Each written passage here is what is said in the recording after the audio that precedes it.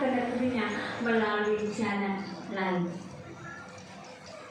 Bapak Ibu Saudara terkasih, kita tahu pada waktu itu ketika Yesus dilahirkan, ada seorang raja yang keras, yang kejam, yang bengis, yang luar biasa memerintah daerah Palestina pada waktu itu. Anaknya sendiri, bayangkan Bapak Ibu, anaknya sendiri dibunuh. Bahkan ada Kaisar Agustinus berkata, lebih baik jadi babi peliharaan Herodes daripada jadi anaknya sendiri. Yang artinya Herodes tidak sayang dengan anaknya karena dia kejam, karena dia ambisi, karena dia egois, karena dia tidak memiliki belas kasih. Tetapi lihat, orang-orang Majus ketika dia diperingatkan dalam mimpi, dia mengambil arah jalan yang berbeda dari jalan yang semula untuk pulang ke negerinya. Ada satu sikap, ada satu respon, ada satu tindakan yang dilakukan oleh orang-orang Majus pada waktu itu. Herodes, pemerintahan Herodes menggambarkan dunia saat akhir. Karena di dalam Efesus 5 ayat 16, dunia ini bukan semakin baik, tapi semakin kejam, Bapak Ibu. Dunia ini semakin, Efesus 5 ayat 16. Baca dulu Bapak Ibu, Efesus 5 ayat 16. Itu dikatakan dunia ini, dan pergunakanlah waktu yang ada, karena hari-hari ini adalah jahat.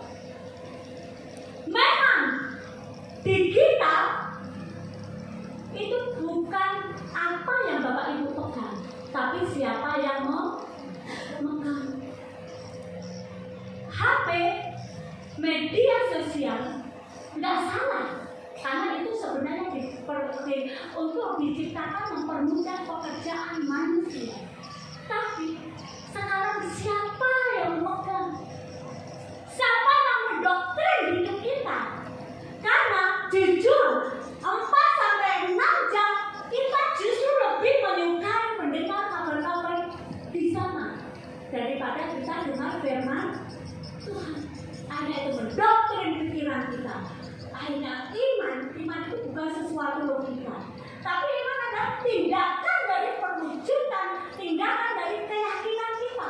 Makanya dikatakan iman tanpa perbuatan itu mati. Dan iman tumbuh dari pendengaran akan firman Tuhan. Kalau yang kita dengar orang yang suka sakit hati, orang suka baper, orang suka koper, orang suka bagasi, lihat teman diberkati beli mobil, dia sewa, dia kok bisa ya beli mobil ya, uang dari mana itu ya, kok bisa ya. Orang bahagia, kita sedih. Orang senang posting diberkati, lihat postingan, tapi kita sedih karena kita bagasi gara-gara mensos. Akhirnya apa? Erupsi. Akhirnya tergeser nilai-nilai kekristenan. Bapak Ibu sudah terkasih. Orang-orang Majus, dia memiliki satu tindakan sikap yang luar biasa. Dia memiliki inisiatif untuk pindah keluar. Ini membahayakan nih. Jalan ini membahayakan untuk kita. Membahayakan. Ayo kita pulang. Jangan lewat ini. Kita yuk pulang. Balik arah. Bapak Ibu sudah terkasih. Ini yang harus ada, khususnya ibu-ibu, khususnya wanita Kristen zaman sekarang. Karena ingat, pelayanan yang pertama bukan di mimbar. Pelayanan pertama yaitu di dalam keluarga. Kalau keluarga kita harmonis, keluarga kita baik, itu luar biasa. Seperti Bapak dan Ibu, Pak Camat kita ke kecamatan, saya pernah antar apa? Saya lihat itu sangat sibuk dia kan gorden, benahi gorden. Saya lihat, wah hebat ini kecamatan kita. Dia memperhatikan apa sih kurang apa. Ya, luar biasa. Tepuk tangan dulu untuk Pak Camat. Maju terus ya Pak. Ibu doa kita, Bapak Ibu sehat selalu. Amin. Yang menjadi api khususnya di beliau ini semakin maju selama Bapak berjuang, dan doa kami terus untuk Bapak dan Ibu. Ada Bapak, ada Ibu. Pelayanan memang sebenarnya bukan di luar sana, tapi dalam belum peran penting perempuan itu, peran penting wanita Kristen. Untuk itu, bagaimana di era digital ini? Karena di dalam 2 Timotius pasal 3 ayat 1 sampai 5 itu ada manusia yang semakin jahat di akhir zaman. 2 Timotius 3. Ayo Tommy, silakan Tommy. Ini luar biasa. Pemuda kita, Bapak Ibu sama, mereka ini baru pulang sekolah loh. Enggak merasa ya, karena pelayanan baru pulang tamborin itu langsung melayani dia. Belum makan mungkin, sudah makan belum tahu. Nanti makan banyak ya. Nanti makan banyak ini aktif juga pulang lupa. Luar biasa. 2 Timotius pasal 3 ayat 1 sampai 5. Di situ Bapak Ibu bisa melihat bahwa manusia akan mencintai dirinya. Manusia akan menjadi hamba uang, membual, suka berita hoax. Siapa yang suka kena tipu-tipu? Wih, bagus ini. Bagus, beli. Kena tipu. Bahkan ada yang namanya hacker. Ada yang namanya tiba-tiba ditelepon. Ini Bapak, anak ibuku ini kecelakaan gini. Kita tidak bisa mungkin. Pernah kita mengalami, oh benar ya, kena hoax ya, berita bohong, kena tipu. Bilang, jangan kena tipu. Bilang sama temennya, udah, mulai sekarang jangan kena tipu ya. Ya, kalau nggak bisa kena tipu, untuk itu belajar terus firman Tuhan. Manusia akan menjadi hamba uang. Dia tidak suka yang baik. Di situ Bapak Ibu bisa tahu. Katakan bahwa pada hari akhir akan masa yang sukar. Lanjut, Bapak Ibu nanti bisa baca ya di situ ya. Dia akan menolak yang benar, tidak bisa berterima kasih, tidak bisa menahan diri. Bayangkan, gara-gara media medsos tidak bisa mengendalikan diri Bapak Ibu. Termakan, terbujuk oleh media. Akhirnya apa? Iman Kristen gimana? Anak-anak Tuhan gimana?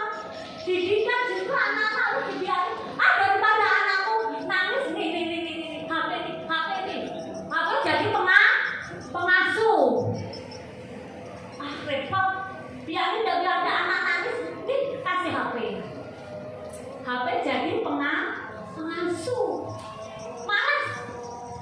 Daripada aku ngomong anakku, akhirnya apa? Biarkan anak-anaknya tersesat. Hanya ada pergaulan bebas, ada narkoba, ada kriminal, anak-anak usia remaja yang akhirnya itu merusak generasi muda-mudi bagi bangsa dan negara, khususnya bagi gereja. Peran ibu-ibu di mana? Peran kita di mana? Bapak Ibu sudah terkasih dengan Tuhan. Untuk itu dalam Roma pasal 12 ayat 2. Roma pasal 12 ayat 2. Di situ dikatakan bahwa janganlah kamu menjadi serupa dengan dunia. Sebab semua orang yang berdosa, Roma 12 ayat 2 kembali. Bukan 12 ayat 2. Roma 12 Ya, aja. Roma 12 ayat 2. Ya. 1, 2, 3. Janganlah kamu menjadi serupa dengan dunia ini, tetapi berubahlah oleh pembaharuan budimu, sehingga kamu dapat membedakan mana kehendak Allah, apa yang baik dan berkenan kepada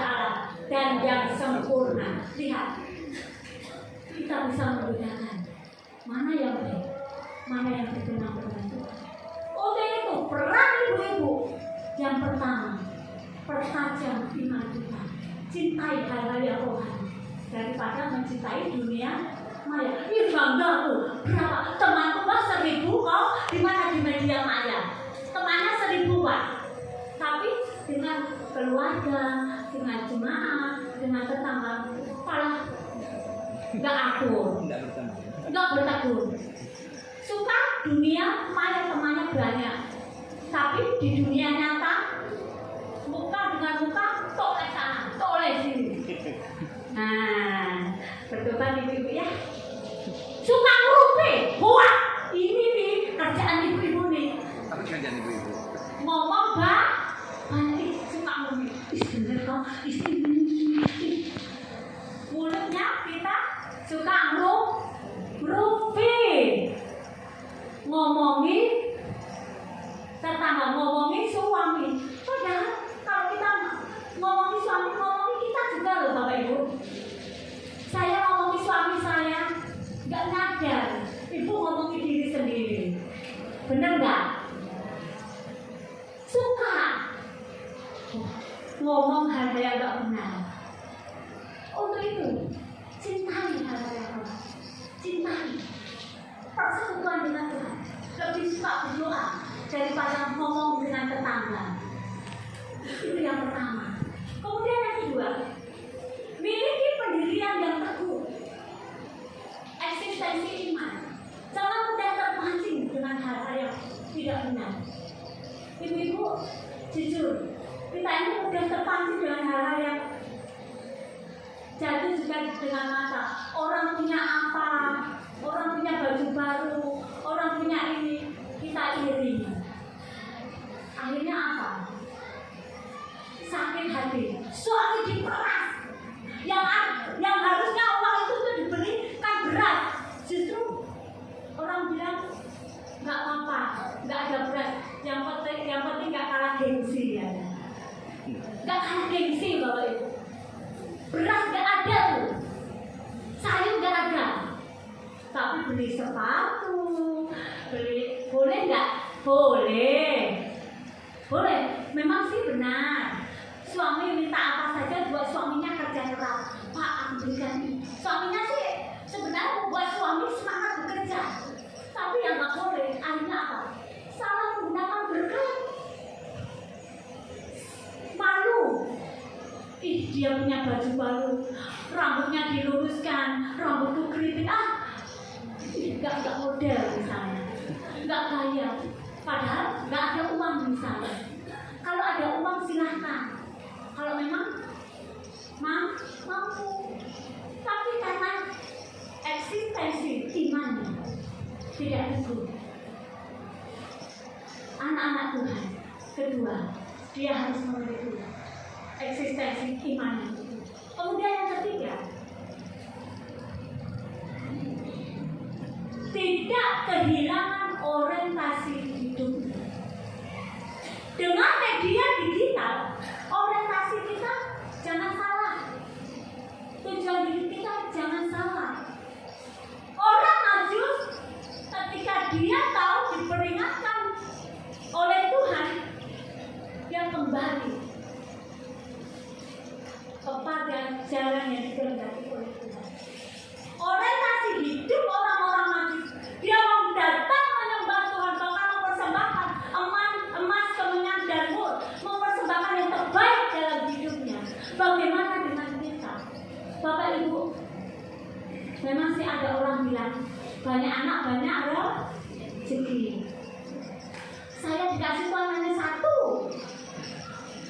anak. Orang bilang itu nggak nambah. Ini kalau saya nambah kayak makan ya Bu ya. Saya mau nambah anak. Tapi namanya anak tidak bisa kita buat. Namanya anak dari Tuhan. Ingat, anak-anak itu harus kita pertanggungjawabkan juga sama Tuhan. Bukan seperti kucing, kasih makan, jangan dikasih makan. Tapi imannya, didikan, doktrin, iman Kristen. Ibu-ibu lebih sibuk dengan teman-teman, dengan urusan-urusan yang sebenarnya lebih penting. Anak akhirnya lupa. Gak pernah anak diajak doa, Gak pernah anak diajak baca Alkitab. Hilang. Makanya yang ketiga, tidak kehilangan orientasi hidupnya. Kemudian yang keempat, ada yang terakhir. Jangan lupa jadikan Tuhan menjadi pusat hidup kita. Amin.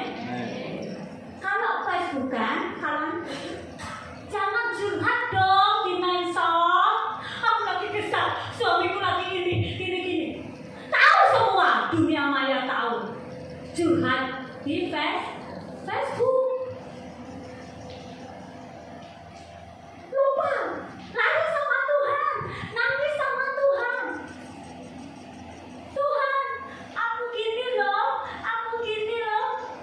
Jangan sama curhat sama medsos. Akhirnya yang semua orang tahu, seluruh dunia tahu bahwa kamu sakit hati dengan suami, bahwa kamu tidak ada garam di rumah. Boleh sih medsos. Ini loh, ada ibu-ibu. Suatu ketika ada jemaat. Dia kirim, dia upload dia, bikin kue dia. Saya komen, aduh enak itu kuenya. Dikirim kue. Boleh. Silakan ibu-ibu. Kalau memang mau itu pasti yang kayak gitu nanti saya komen. Ibu, boleh dong bagi aku kue saya banyak.